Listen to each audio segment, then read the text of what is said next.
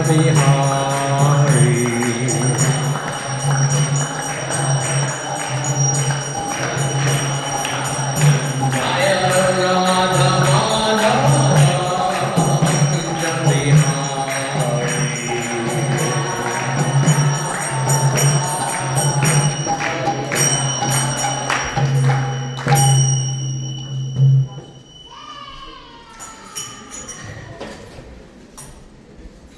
Srila Prabhupada ki jai. So, sitting here on this seat, I could be taken away by my mind to think that somehow I am special. And that I'm like sitting and instructing all of you, and I know what I'm talking about.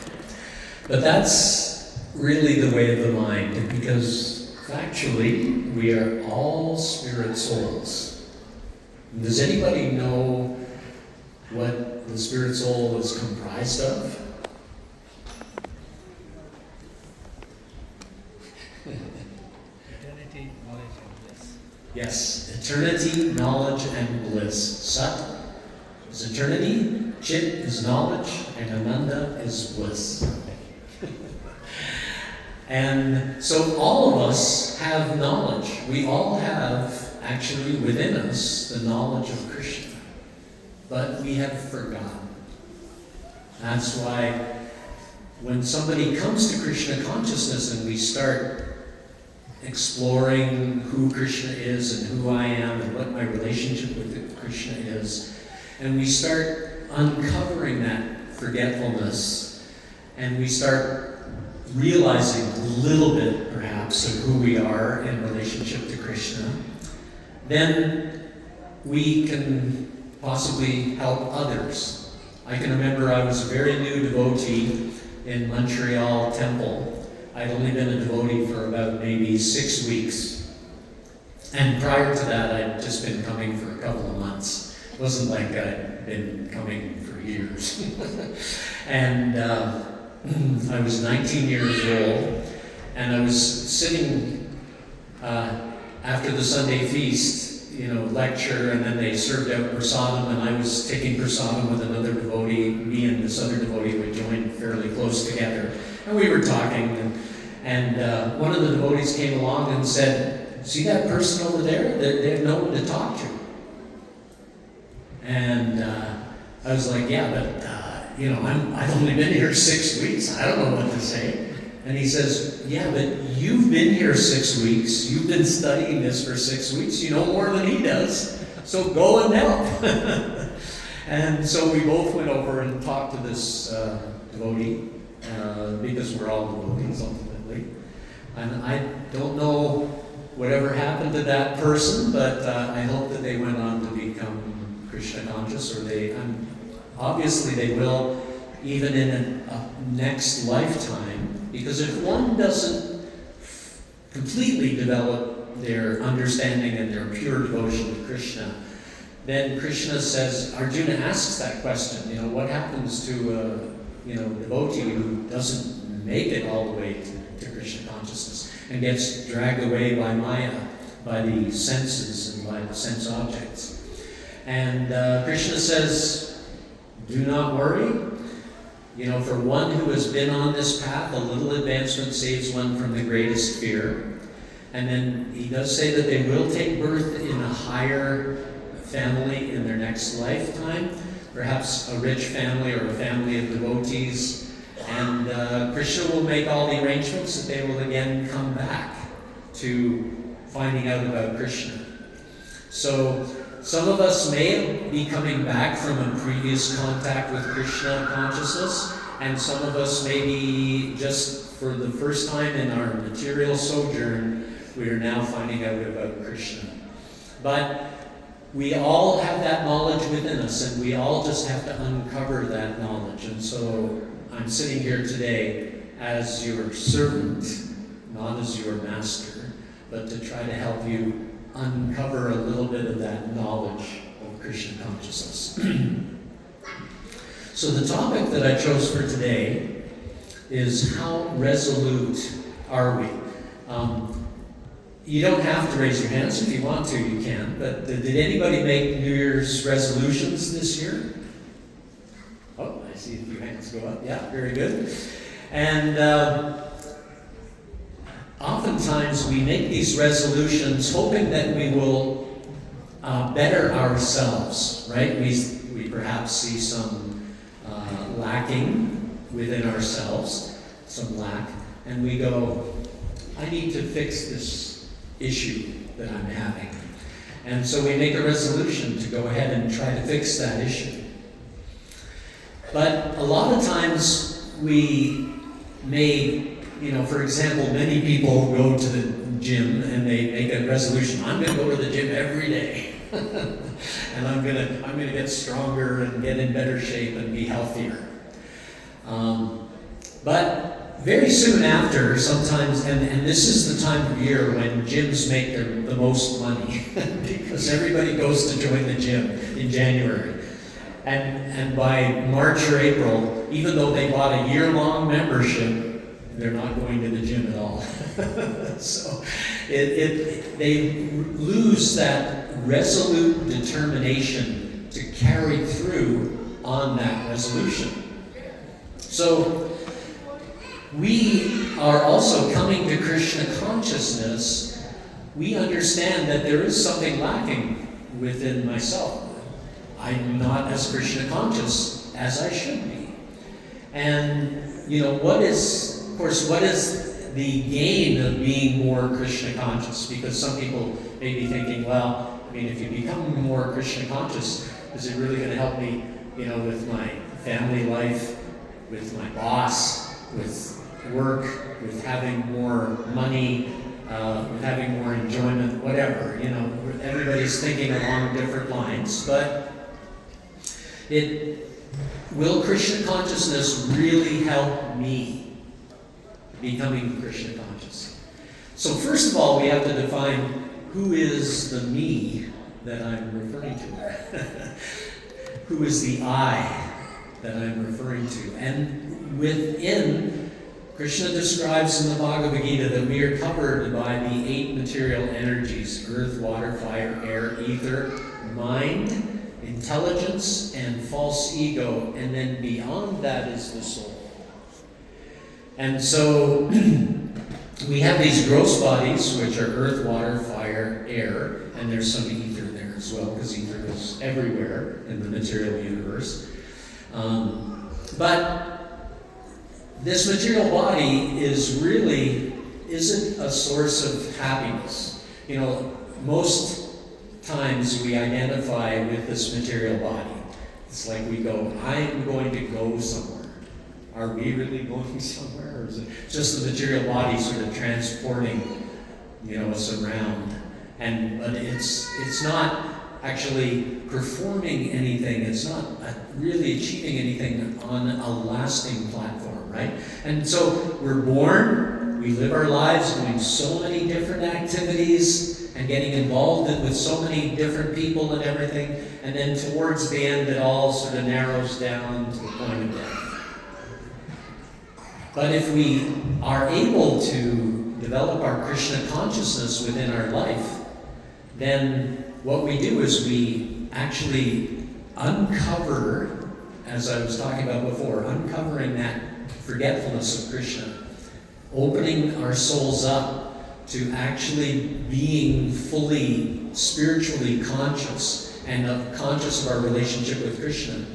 And when we get to that point, then all the trials and tribulations that we get from this material body will disappear. Because that is the point of samadhi. When we are fully fixed in our relationship with Krishna, that is samadhi. And when one is in samadhi, it's described in the Bhagavad Gita that is the highest form of, the highest relishing position that you can be in. And one who has attained that knows that there is no higher pleasure. Right? So, do we want simply the temporary pleasures of the material world, because they're always ups and downs, right? It's like sometimes it's hot, sometimes it's cold. And Krishna even says in the Bhagavad Gita, Matra Sparshas Tikonteya Sitoshna Sukadukada Agama Paino Nityas Tams Titik Shashvavarata.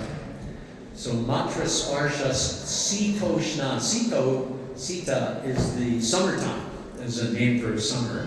Sitoshna, and Ushna is the winter. Sitoshna. And Sukha Dukkha. So just like there's summer and winter, there is Sukha, happiness, and Dukkha, sadness or displeasure. So the material body has all these dualities, happiness and pleasure, and pain and no pain. And it's just a constant battle to try to get to a state of equilibrium. Like people just think, well, if I could just get to a state where, if I have enough money and I have enough food and I have a good family and everything, then it'll be all, it'll be nice equilibrium, and then I'll be happy, right? How many people think like that? It's just like, if I make all the arrangements, then I'll be happy. But if they're material arrangements, how long can they last? I mean, the longest that state, if you were able to achieve it, which is highly debatable, because most people can never achieve that state of equilibrium. But even if you were able to achieve it, how long would it last? Just as long as this material body lasts, which is not that long. I mean, I'm 71 years old. I know that every day now, as you get, into these upper years, any day something can happen. I mean, anything could happen at any time to anybody.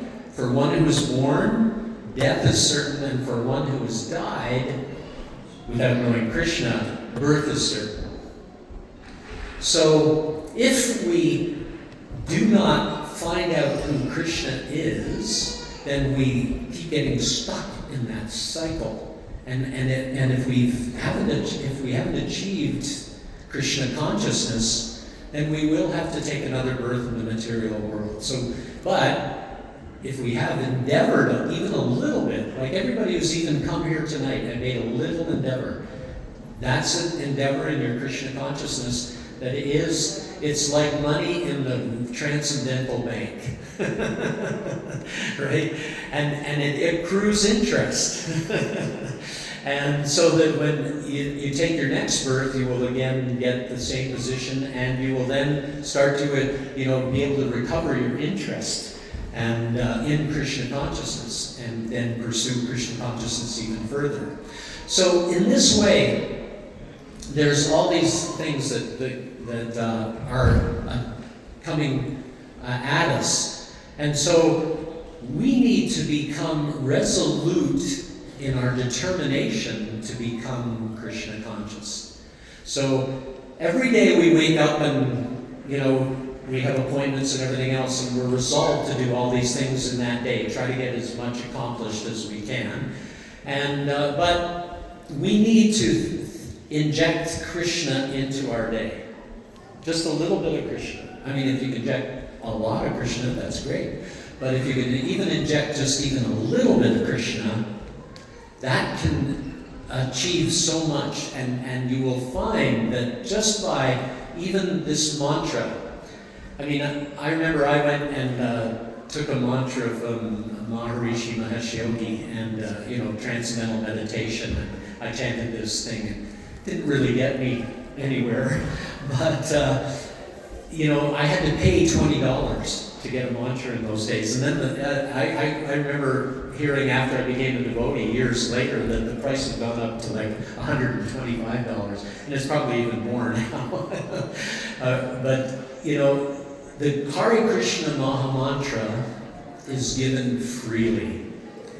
It's passed out by Lord Chaitanya Mahaprabhu, and he says that, by Chaito Darpana Marjanam, that This chanting of the Hare Krishna mantra cleanses the mind of all the dust accumulated for years and completely extinguishes the fire of conditional life of repeated birth and death. This Sankirtan movement, the chanting of the holy name of the Lord, the Sankirtan movement, the Sankirtan movement is the prime benediction for humanity at large. It is it enables one to cross over the ocean of it enables one to taste the nectar for which we are always anxious. So we are all anxious for nectar, for enjoyment. And the real enjoyment is spiritual enjoyment, and that enjoyment can be had by chanting Hare Krishna. So, just by becoming a little resolute in our determination to put a little bit of Krishna into our day, like I've often told people, even if you just wake up in the morning and you chant the Hare Krishna mantra once each day, you will find that your life will start to change. Things will, not that we're chanting for material benefit, but automatically, when you start to reestablish your relationship with Krishna by chanting his name and by saying, please engage me in your service, then Krishna starts to arrange so many things in your life. Now, we're not chanting for those arrangements because we're still going to die. I know that, and I still suffer toothaches and headaches and backaches and whatever. But by remembering Krishna, one notices that one's life actually becomes more focused, and you actually start to see a purpose to one's life. You start to become free from depression, because a lot of people are getting depressed these days. Apparently, there was a poll that I saw recently, and almost 20% of people who are below 20 years of age are depressed. That's a huge number. And so a lot of these people are feeling that there's no point to life. And rather than thinking that they have a spiritual self, because it's so prominent in the world today, is that we are just a result of a bunch of chemicals. It's just a bunch of chemicals which makes our bodies be able to see each other and interact with each other and interact with all the sense objects. It's just a bunch of chemicals. But we know that, it's like, where are you? If I ask you, are you this hand? Right? No, I'm not the hand. I'm me. Right? I'm Krishnadas or Chris Sahasky, whatever, designation you want to go by. But I'm not the hand. And are you the arm? No. Are you the eyes? No. Are you the ears? No. And when you think about it, where's the inside of the body? Right? Because you've got a tube going right from here to down here. That's actually all outside. And then it goes through so many different, all the food that you eat goes through so many different holes, and then the blood and all the air that you breathe go through so many different holes. So where's the inside of your body? Right? You have no inside of your body, and yet you are situated here within the body, and you are the spirit soul. The presence of the soul is actually what is pervading this body and giving it consciousness. It's seated within the heart, and it's actually because of the circulating blood that you're able to feel and sense and everything else. Every little kid has done this. I remember doing it myself. Taking a little elastic band and sticking it around the end of your finger. And you cut off the blood for a while, and pretty soon it's like, I can't feel anything. Because you've stopped the blood from going there, because the blood is picking up the consciousness from your soul and distributing it through the body. And so you've cut off the source of the consciousness, all of a sudden it becomes dead. And of course, you take the band, the elastic off, and the consciousness comes back. So we need to have that resolute determination to find out who we really are. And there's a wonderful verse in the Bhagavad Gita that Krishna has spoken. And it's 2:44 in the Bhagavad Gita, Boga Shvarya Prasaktanam Taya Parita Chetasam Vyavasaya Mika Budhir Ek Samadhau Na Vidhiyate. And Krishna says in English, in the minds of those who are too attached to sense enjoyment and material opulence, and who are bewildered by such things, resolute determination for devotional service to the Supreme Lord does not take place. So this devotion, this bhakti to Krishna, is something that is spoken about in all religions. Every religion says that we should be devoted to God, if it's a personal religion. Even most, I just had a conversation with a Buddhist the other day, and they were saying that actually most Buddhists are theists, which is, I always thought Buddhists were very nihilistic, nothing. And they said, well, there is, a group of Buddhists that think like that, but most Buddhists actually do believe in the Supreme. And so if you believe in the Supreme, then you have to believe in the self, the soul, because how else do we get here but being a part and parcel of the Supreme Personality of Godhead, right? And so what is that relationship? That relationship is described by Lord Chaitanya in the Chaitanya Charitamrita, Jivera Svarup Hoy Krishnera Nityadas. The Jiva, Jivera, is the Svarup, which means the eternal form. The eternal form of the Jiva is Nitya Krishna Das. Nitya is eternal. Krishna Das means servant of Krishna. So, eternally, we are all servants of Krishna. That is our eternal relationship with Krishna. And again, it's only because of forgetfulness that we've ended up in this situation where we think we're these bodies. So if we can uncover that, and the greatest way to uncover that, like Chaitodarpana Marjanam Avamadavagni Nirvapanam, that by chanting the holy name one cleanses the mind. The mind is really the trap that is kind of keeping us fixed on this material world and keeping us engaged with the material world. But if we can get past the mind by chanting, and the word mantra, man actually means mind, and tra means liberating. So if we can kind of get to the spiritual platform by chanting the Hare Krishna Maha Mantra, then we can actually liberate the mind. We can get the mind out of this fixation on material things. I mean, it's not that you won't become a zombie and or just become completely unaware of what's going on, but you will be able to have more transcendental vision. And when one develops this chanting of Hare Krishna to a certain degree, then one's eyes become anointed with the salve of love. Premanjana charita bhakti valochanena santak sadaiva hridayeshu valokayanti yang shyam sundaram achintya vinasrupam govindam adipurusham tamaham vajami. So Lord Brahma, who was the very first created being in the universe, he actually wrote the Brahma Samhita, and what I just spoke was a verse from the Brahma Samhita. And he's saying that when one's eyes are anointed with the salve of love, premanjana, anjana means ointment. So when one has the prema, and prema means love for Krishna. So when one has that ointment of love for Krishna on their eyes, then one can actually see the form of Shyama Sundar, that threefold bending form, playing a flute, and enjoying with his devotees in Vrindavan. You can actually come to see that. And you don't even have to wait for death. I mean, most religions talk about how you kind of have to wait till you die before you go to heaven, like that.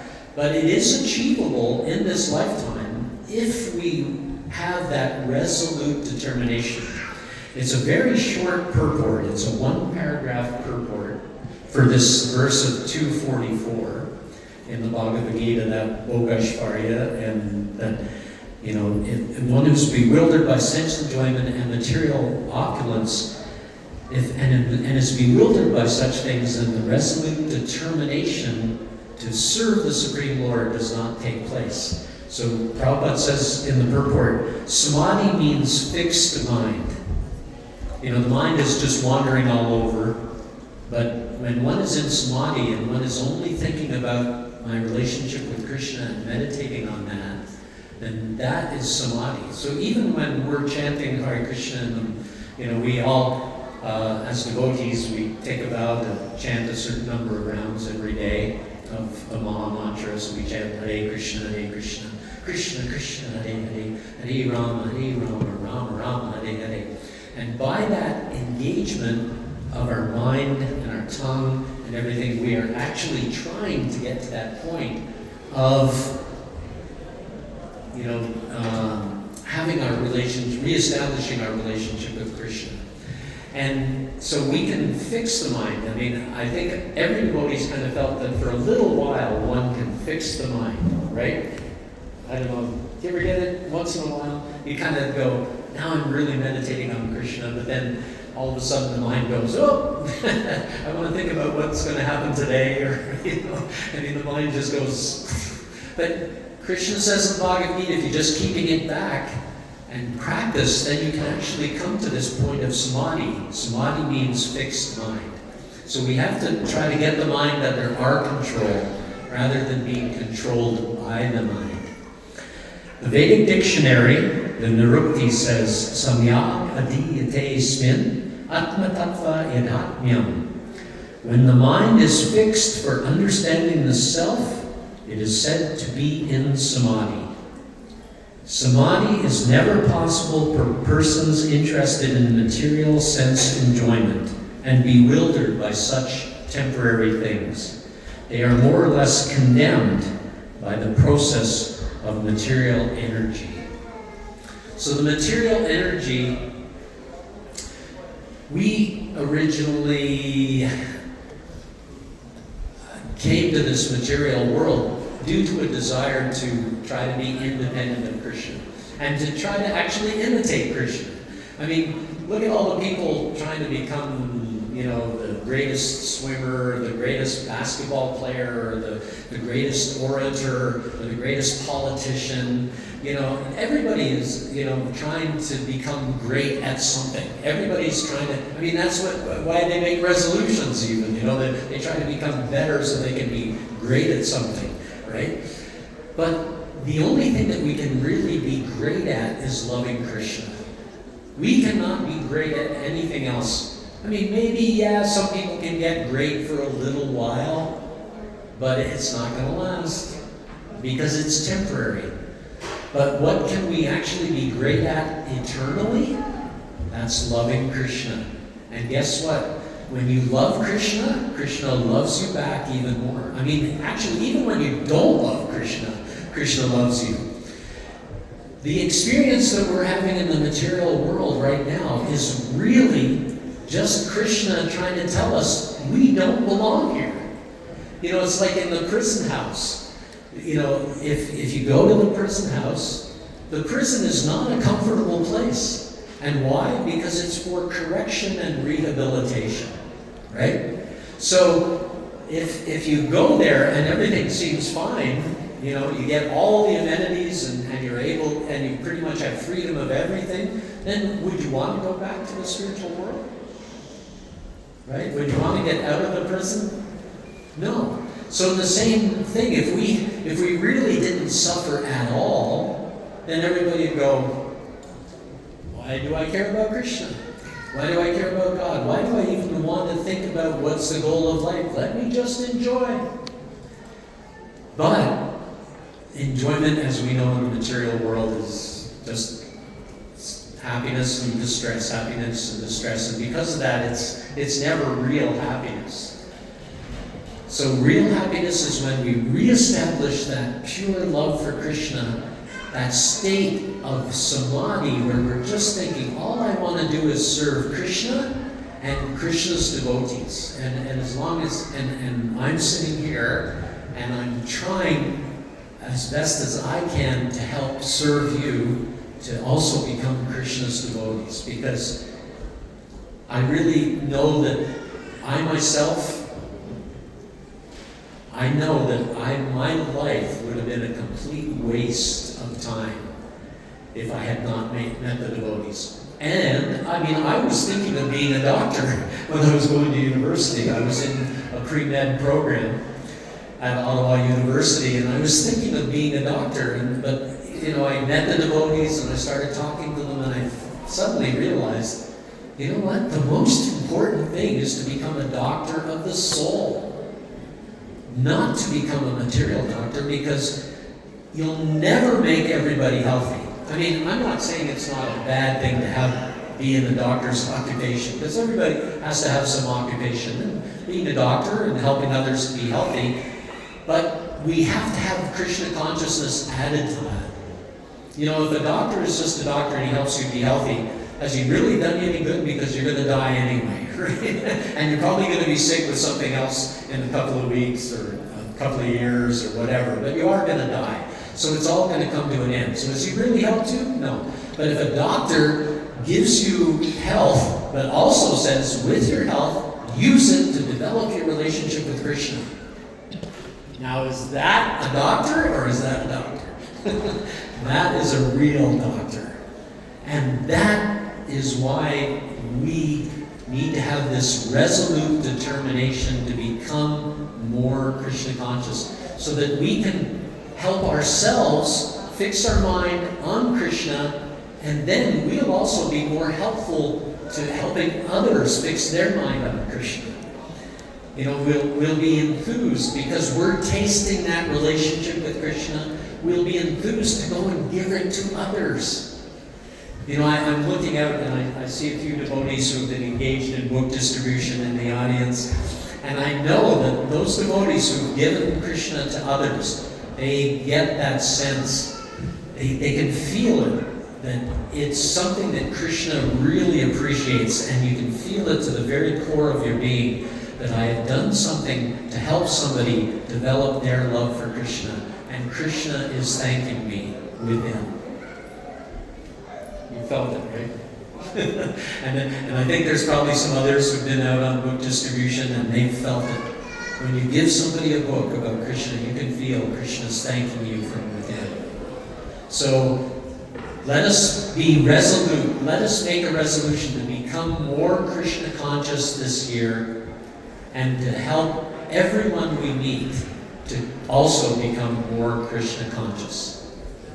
Thank you very much. Hare Krishna. Thank you so much, Prabhu. I do have time for a question or two if there are any from the audience. A question for... I don't see any hands. Okay, that's fine. Oh, you have a question? Okay, Prabhu. So Prabhu, in all the years that you have spent in, invested in giving Krishna to so many different people, is there a particular thing that stands out for you? Everything that you've done?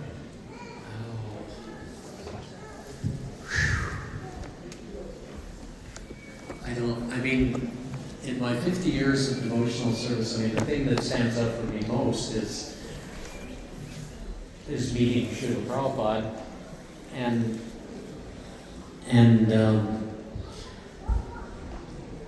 I mean, there's been a few things over the years that,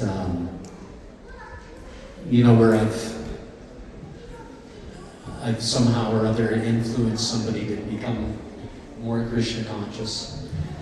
But I can't think of one that sort of stands out above all the others. It's like each and every one of them is special. And,